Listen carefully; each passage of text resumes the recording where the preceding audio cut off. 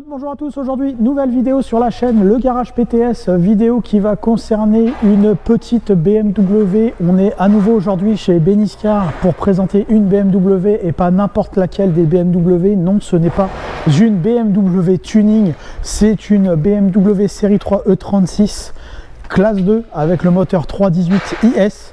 On peut le voir ici également, le magnifique logo BMW Motorsport International. C'est une série limitée, la voiture est d'origine, elle est sortie comme ça, telle quelle, pour l'homologation du championnat DTM 1994. Donc cette voiture est de 1994 et on va parler de ça tout de suite.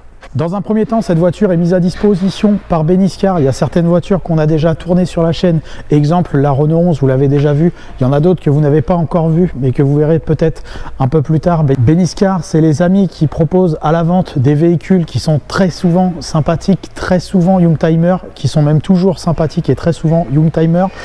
Ces voitures, on a aussi parfois la chance de tomber sur des exemplaires relativement rares comme cette BMW. Et donc, on les remercie pour la mise à disposition de cette voiture, de cette très belle BMW. Et sans plus attendre, on va commencer la vidéo sur cette voiture.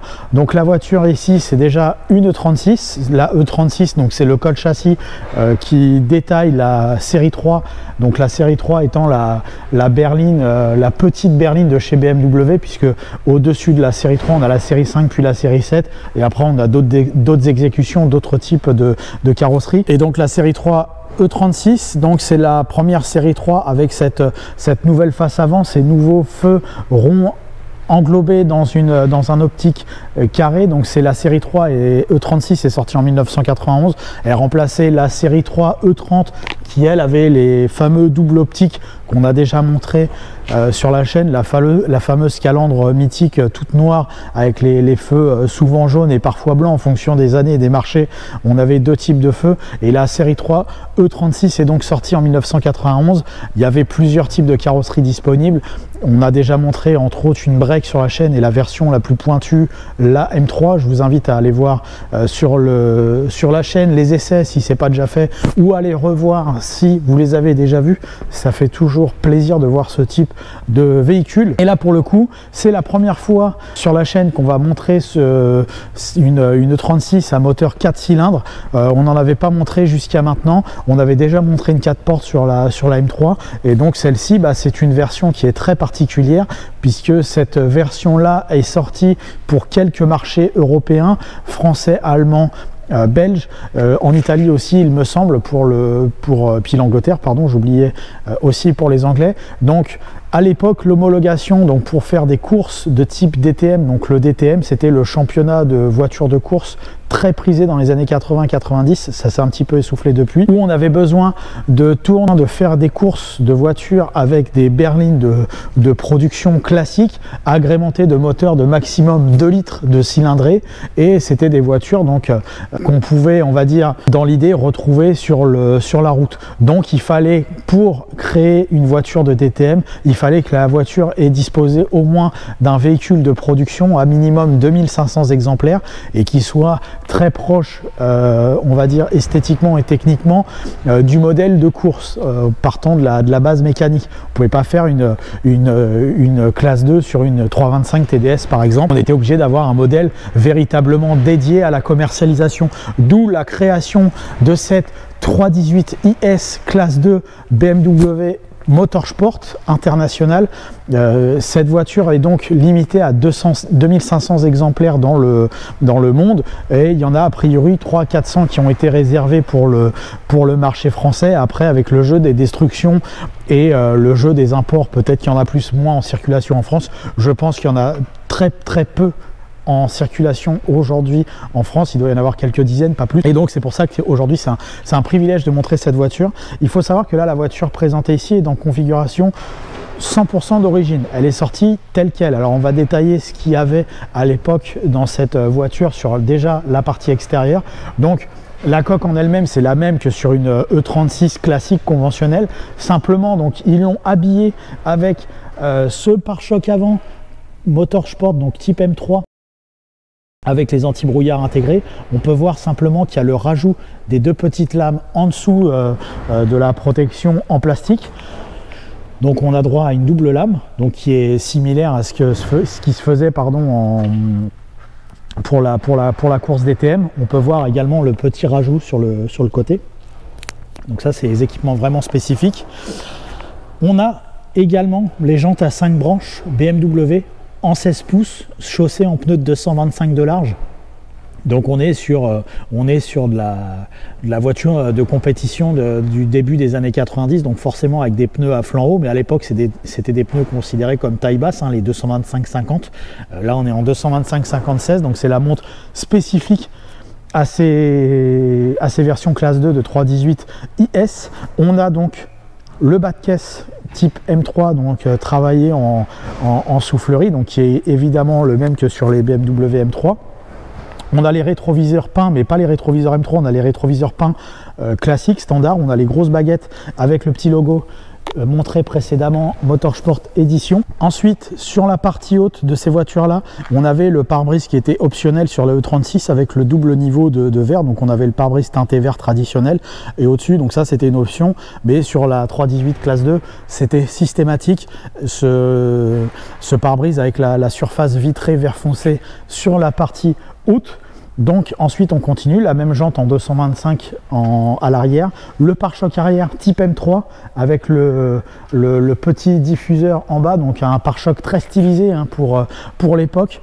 Les feux blancs, le logo M, je crois que le logo M a été rajouté par rapport à l'origine, et cet aileron à double étage, c'est peut-être l'équipement le plus discutable, mais en même temps c'est ce qui fait toute la particularité, tout le sel de ce modèle, c'est cet aileron à double étage qui peut penser à un aileron tuning, mais en fait pas du tout, c'est vraiment l'aileron d'origine, c'est vraiment l'aileron des connaisseurs pour la 318. Et donc là on est vraiment sur une configuration d'origine, la peinture est relativement discrète, parce que très souvent ces voitures là ont été vendues en rouge, Elrot je sais plus quoi, enfin bref, une couleur un peu spécifique. La seule chose qui fait un petit peu de tâche entre guillemets pour ça, mais ça c'est spécifique aux séries 3 à 4 cylindres, bah, c'est cette sortie d'échappement droite à un seul tube, mais on ne pouvait pas la sortir en 6 cylindres, il n'y avait aucun intérêt. Ce qu'il fallait c'était sortir cette voiture avec donc la motorisation 4 cylindres, parce que c'était la motorisation obligatoire pour courir en course pour l'homologation. On reviendra un petit peu plus tard sur la partie mécanique, puisqu'il y a des choses à dire de ce côté-là. On va se concentrer pour le moment sur la partie intérieure avant de passer au moteur et après passer à l'essai évidemment de la voiture. À l'intérieur donc de cette série 3 E36, on va retrouver donc le tableau de bord traditionnel de la série 3 E36 orienté vers le conducteur. On va prendre place au volant dans quelques instants, mais d'abord on va découvrir donc ces sièges en garni de cuir. Je pense que c'est une option qui est extrêmement rare sur les 318 IS. À chaque fois que moi je les ai vus, j'en ai pas vu beaucoup, j'ai dû en voir peut-être je sais pas 5-6 dans ma vie. Ça se trouve c'était la même à chaque fois que j'ai vu d'ailleurs, parce qu'elle était souvent de couleur rouge, mais ces voitures là étaient souvent équipées d'un intérieur tissu identique un peu au série 3, enfin au BMW M3 qui était en Alcantara, mais là en tissu, donc avec une sorte, c'était pas vraiment écossais le motif de siège, mais c'était un siège un peu spécial. Là on a des sièges sport toujours, donc comme sur la M3 qu'on avait montré la dernière fois. Donc les sièges sport, pourquoi sport? Puisque on a les bourrelets latéraux sur les sièges conducteurs et passagers, et en plus de ça donc on pouvait avancer cette petite partie pour agrémenter le confort du siège. Mais des 318 IS avec les sièges en cuir, moi j'en ai pas vu d'autres que celle-ci, et elle est configurée catalogue comme ça, donc c'est vraiment une demande spécifique de l'acheteur neuf de cette voiture. Et donc qui dit cuir ici dit cuir sur le panneau de porte. Et donc quand on prend place à bord de cette voiture, et ben on est de suite très bien installé dedans. Ça, il n'y a pas de mystère. À chaque fois que moi je m'assois dans une BMW, je suis très bien. C'est le même confort en termes de sellerie et de qualité de siège que la M3 E36. Donc la M3 E36 c'était le must du confort sport, on va dire, des années 90. Donc je l'ai dit dans la précédente vidéo de cette M3, c'était pour moi génial, ça l'est toujours. L'éclairage orange du compteur, c'est parfait pour moi, hein. En tout cas, c'est en tout cas comme ça que doit être présentée une BMW. Le tableau de bord, c'est sensiblement le même qu'une série 3 conventionnelle à 4 ou 6 cylindres. On a la graduation malgré tout à 260 km/h. Quand normalement on a les petits moteurs, on a une graduation plus faible. Là par contre, on garde le fameux économètre BMW, donc avec l'aiguille qui bouge en fonction du niveau d'accélération. C'est pas la température d'huile comme sur une M3. Et à gauche et à droite, on va retrouver donc la jauge à carburant et à droite la température d'eau, donc très classique BMW. Et donc cette console centrale qui revient bien sur le conducteur, donc le dessin identique à toutes les séries 3 E36 de la même génération, le pommeau M, le volant sport à 3 branches avec airbag. C'est un très joli volant, il est beaucoup plus joli que sur la M3 E36 qu'on avait essayé la dernière fois. Et on peut voir également ici que l'on a le logo Motorsport Edition sur le dessus de la boîte à gants. Donc c'est pareil, c'est le logo spécifique à la voiture. Donc on a à l'intérieur normalement l'agrément des sièges qui sont très spécifiques avec l'intérieur zébré. Là on a un cuir complet qui est de toute beauté sur cette voiture. Donc on est relativement satisfait de l'ensemble de cette voiture. À l'intérieur, c'est non seulement c'est toujours de très bonne qualité. Alors il y a une qualité qui est un peu moindre sur certains plastiques que la E30 qui la précédait, encore que finalement au fil des années on s'aperçoit que les défauts esthétiques de E36 sur les tableaux de bord sont relativement rares, hormis peut-être les boîtes à gants et les systèmes d'ouverture des boîtes à gants qui peuvent poser problème. Là ça fonctionne très bien, mais globalement les plastiques restent noirs, ils sont un petit peu fermes, mais ils sont vraiment faits dans un bon plastique. Donc moi en tout cas ça me plaît beaucoup. Peut-être pas très objectif. La porte, quand je la ferme, c'est toujours pareil, c'est comme sur la M3 la dernière fois, quand je la ferme la porte, j'ai fermé la porte, je me sens bien, la visibilité est très bonne, elle est meilleure que sur la M3 parce que les rétroviseurs sont de meilleure qualité que en tout cas en rétrovision. Ils sont peut-être moins jolis, ils sont peut-être plus classiques, conventionnels, mais ils sont très bien en termes de visibilité. Donc voilà, je suis bien installé, position de conduite parfaite, rétrovision arrière et latérale parfaite. Franchement, j'ai pas grand chose à reprocher. Là, je suis prêt à avaler les kilomètres, même éventuellement sur circuit, parce que le moteur en question ici a certainement quelques velléités sportives. Arrière, on y accède facilement. Il faut toujours faire attention sur les BM à ce retour de toit, puisqu'il peut vite vous oppresser, on va dire. À l'arrière, je suis plutôt bien installé. Par contre, j'ai le siège. Alors sur les BM à l'arrière, c'est jamais les références en termes de place arrière, parce que on a ne serait-ce que le tunnel de transmission qui pose. Qui peut poser problème, mais sinon le siège, moi je suis bien installé à l'arrière. Toujours ce côté spécifique des BM avec cette banquette, ce retour de banquette qui vous donne l'impression de glisser à l'intérieur. On peut constater vitre manuelle à l'arrière, mais on peut constater aussi que les panneaux de porte en cuir n'ont absolument pas bougé avec les années. On est vraiment enfin voilà, moi j'ai toujours été bien dans les BM, je vais pas mentir. La fermeté du siège est plutôt tout à fait correcte pour moi, donc moi ça me dérange pas, ça peut en stresser d'autres. Moi je trouve ça très bien. J'ai pas grand chose à y reprocher à cette voiture. Par contre, pour 4 personnes, pour 5 personnes, c'est galère, et c'est celui qu'on n'aime pas à cet endroit là. Donc dernier point spécifique sur ces séries 3 E36 classe 2, c'est le moteur. C'est un moteur qu'on ne trouve sur les 4 portes que sur les versions classe 2. On le trouve ce moteur là sur les coupés. 318 IS coupé, c'était le coupé conventionnel qu'on trouvait très souvent chez BMW quand on n'avait pas la version à 6 cylindres. Là ils ont fait l'exception de monter ce véhicule avec ce moteur à 4 cylindres. Donc c'est un 4 cylindres qui est spécifique puisque sur les 316i et les 318i c'était des versions à 8 soupapes traditionnelles, donc c'était des petits moteurs avec des faibles puissances entre 100 et 120 chevaux. Là celui-ci avait le plaisir de nous emmener jusqu'à 140 chevaux grâce à ces 24 soupapes, grâce à ces 16 soupapes entre autres, mais il y avait d'autres aménagements techniques qu'on va pas détailler maintenant puisque déjà on trouve les informations sur internet et deux ça risque d'en perdre certains sur le sujet, mais en tout cas ils ont mis 140 chevaux dans ce moteur là, ce qui se rapproche énormément des 320i 150 chevaux à l'époque, donc on se tient pas mal. Donc c'est un choix qui est assez particulier parce qu'a priori on a un moteur qui sera bien plus sport dans sa conduite qu'une 320i, et donc pour moi c'est pas forcément un mauvais choix. Maintenant on va peut-être être dérouté par le niveau sonore et la qualité sonore de ce 4 cylindres, mais bon, on va les laisser dans quelques instants sur route pour se rendre compte de ses qualités dynamiques.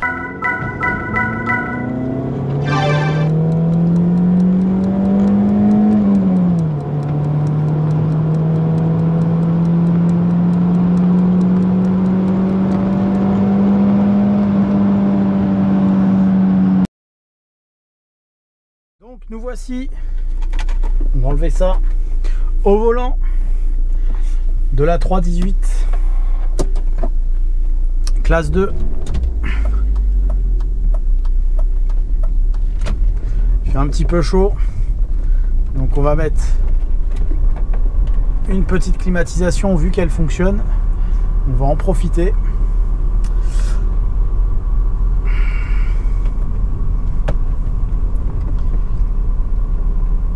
Et donc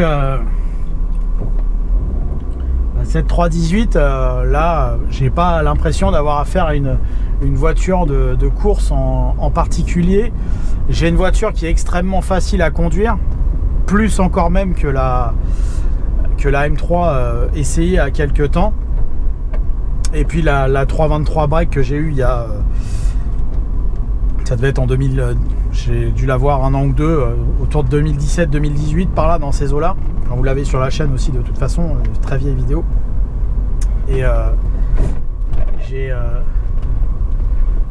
une facilité de conduite, on va dire, évidente avec cette voiture, contrairement à ce que son aspect extérieur pourrait laisser penser, où on aurait une voiture avec un tempérament très sport, donc avec potentiellement une voiture agressive et dure en suspension sur un trajet de ville comme ici. Mais en fait il n'en est rien. On a une voiture qui est certes ferme mais qui reste absolument confortable et en même temps très sécurisante dans la circulation actuelle. Autant dire que elle est extrêmement facile à conduire. Le niveau sonore, là on peut le voir sur les zones pavées que je viens de passer. Ça s'est passé. C'est pas une BX, hein. C'est pas une XM, c'est pas une limousine. Il n'y a rien de difficile de ce côté-là. C'est équivalent à une série 3 conventionnelle. Le niveau sonore est juste d'un très bon niveau pour une voiture de cette génération-là, de ces années-là. Le 4 cylindres fait preuve d'absence de vibration. Il y a un très léger effeulement à l'accélération. Donc là, on roule, on va dire, de manière tout à fait raisonnable. On fait monter la mécanique tranquillement à température. Et les vitesses, comme d'habitude chez BMW, sans aucune difficulté, elles passent. Donc, c'est une voiture facile à conduire jusqu'ici et qui nous donne pas un grand sentiment non plus de sportivité. On a une voiture tout à fait conventionnelle. On aurait une 318 basique standard de 92 ou 95 ou 93, enfin de cette génération-là, E36. On aurait exactement la même sensation avec une suspension un poil plus ferme, certes, mais qui dénote pas. Voilà, c'est le premier bilan qu'on peut en faire. Alors il faut faire aussi attention avec ce genre de voiture et ce genre d'accastillage, c'est que les bas de caisse sont assez bas, mais surtout la jupe avant, elle est très profilée, très proéminente. Il ne faut pas arriver très vite sur les dodanes parce que ça peut causer un problème assez évident de frotter la jupe. Et évidemment, pour trouver une jupe avant de classe 2, bah, on ne la trouve pas sous le sabot d'un cheval. Donc évidemment, il faut être assez prudent sur ces approches-là.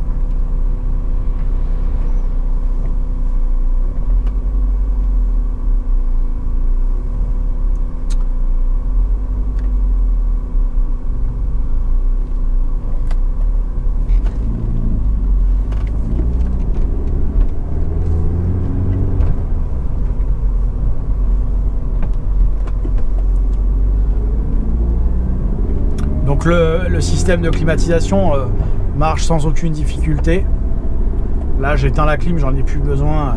Ça nous permet peut-être à moi de me faire mieux entendre et également de faire profiter un petit peu mieux de la mécanique.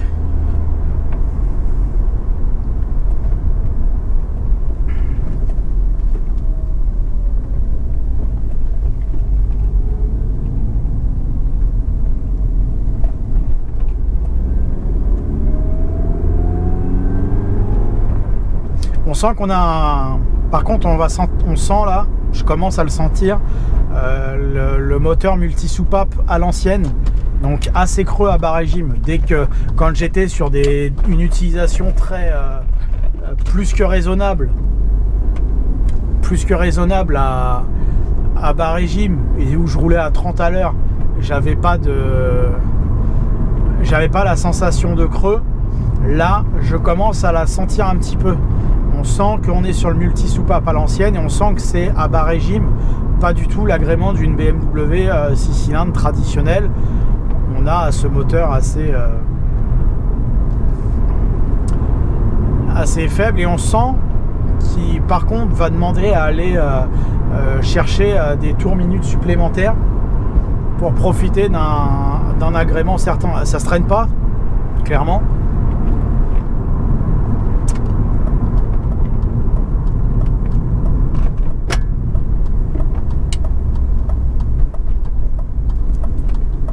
Mais c'est pas fait pour passer les vitesses à 1500 tours non plus, quoi.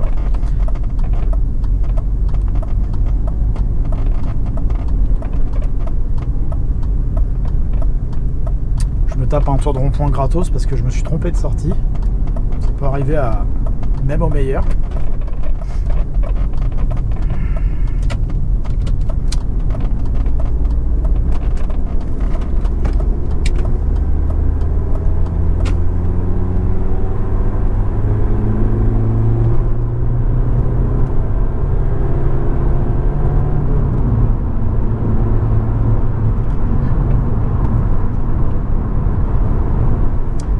Très raisonnable hein, comme mécanique. C'est pas tellement raccord avec le style extérieur. Alors aujourd'hui le style extérieur, il y a plusieurs catégories de personnes. Il y a les gens qui n'y connaissent rien, qui vont même pas regarder la voiture. Vous avez une catégorie de gens qui n'y connaissent rien, qui vont regarder la voiture en disant qu'est-ce que c'est que cet engin tuning dégueulasse, parce que c'est vrai que ça pourrait faire penser à ça. Après vous avez une autre catégorie de personnes qui va vous dire mais ça va être les accessoires ont l'air d'être des accessoires de qualité. La voiture sera une voiture puissante et performante. Puis vous avez le réel amateur qui sait ce qu'il y a. Là pour le moment, donc pour moi je sais ce que c'est, etc. Je suis quand même un petit peu déçu pour le moment par par la puissance délivrée par ce moteur. Encore une fois, c'est un choix obligatoire, c'est même pas un choix voulu par BM, hein, c'est un choix obligatoire pour l'homologation. Mais c'est vrai que là, le moteur, il a l'air assez, je vais pas dire étouffé, c'est pas vraiment le terme approprié exactement à cette voiture, mais il demande vraiment il faudrait que j'arrive à dépasser ce cap des 4000-4500 tours minute avec cette voiture, mais on est vraiment sur pour l'instant, j'ai pas eu de différence en termes de puissance. Je me demande presque où sont les 140 chevaux, pour être honnête. Ça fait un petit peu juste, assez creux. J'espère j'ai à peine dépassé les 4000 tours, j'espère que ça se passe au-dessus des 4000.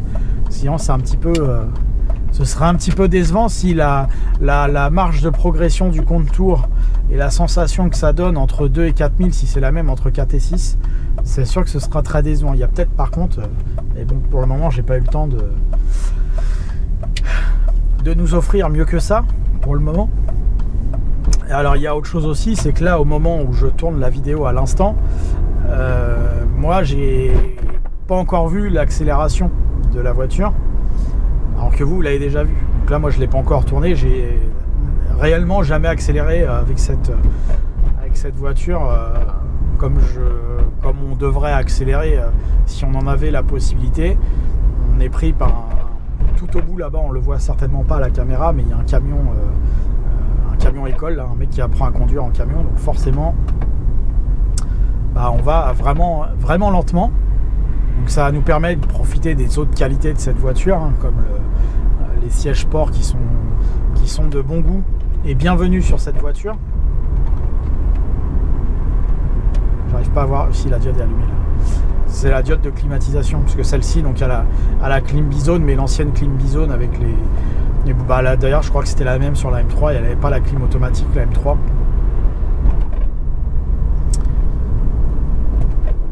Profite des divers agréments en attendant mieux.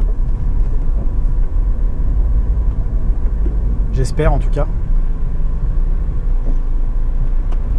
En tout cas, actuellement, cette voiture est dispo à la vente chez Beniscar. Et c'est une voiture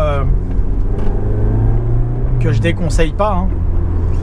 Elle est là comme ça, elle est très saine à sa conduite. Y a pas elle donne pas d'impression de stress ou autre. En termes de conduite pure, elle est vraiment agréable à conduire. Hormis le moteur qui pourrait laisser par rapport à l'aspect extérieur une plus grande disponibilité.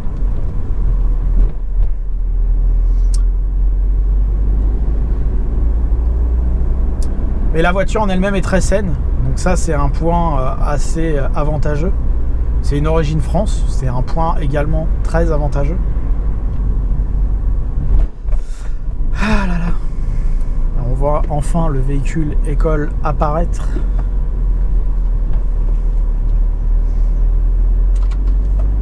Enfin on va plus la voir.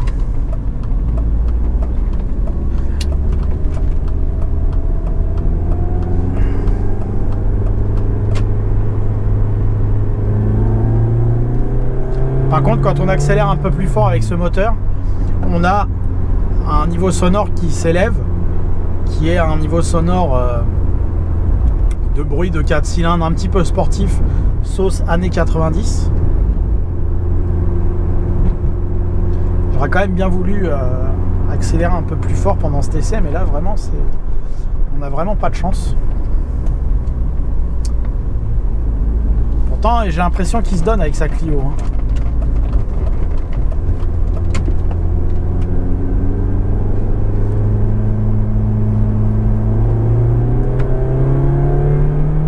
Ah si, il y a un truc. Il y a un truc au-dessus de 4000 tours. Il y a un truc. On a pu essayer en fin de vidéo quand même. On peut pas faire non plus grand chose, mais après 4500 tours, il y a une envolée de 16 soupapes plus intéressante qu'en dessous des 4500 tours. Donc oui, il y a un progrès, oui, il y a quelque chose. Oui, il y a une petite sportivité. Oui, il y a une sportivité de 16 soupapes des années 90, d'il y a 30 ans. Donc oui, on récupère le caractère d'un moteur des années 90. Enfin, on est satisfait par ça. Ça reste pas une voiture violente, hein, ça reste pas une voiture de sport, mais elle a un bruit métallique, elle a un petit truc, elle nous offre quelque chose malgré tout, cette voiture. Elle ne se contente pas simplement d'être une paisible voiture familiale avec un kit carrosserie extérieure. Au-dessus de 4500 tours, on sent qu'il y a 16 soupapes, ça nous fait du bien, ça nous fait plaisir, on est heureux parce que ça nous fait un progrès par rapport à une 318 banale, 318 standard. On a quelque chose de bien mieux là, donc ouf. On aura réalisé un essai complet sur cette 318.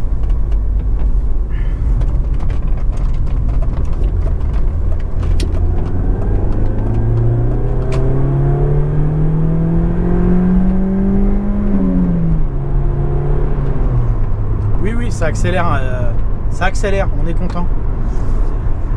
Voilà, on va pouvoir cesser cette vidéo sur cette petite accélération sur cette 318 IS, moteur qu'on retrouve normalement essentiellement sur les coupés, mais là sur cette série limitée disponible chez Beniscar. On remercie Beniscar pour la mise à disposition de la voiture. Et moi personnellement, je vous remercie d'être toujours plus nombreux à aimer, à commenter, à regarder le Garage PTS sur Facebook, YouTube et Instagram. Merci à vous, à bientôt.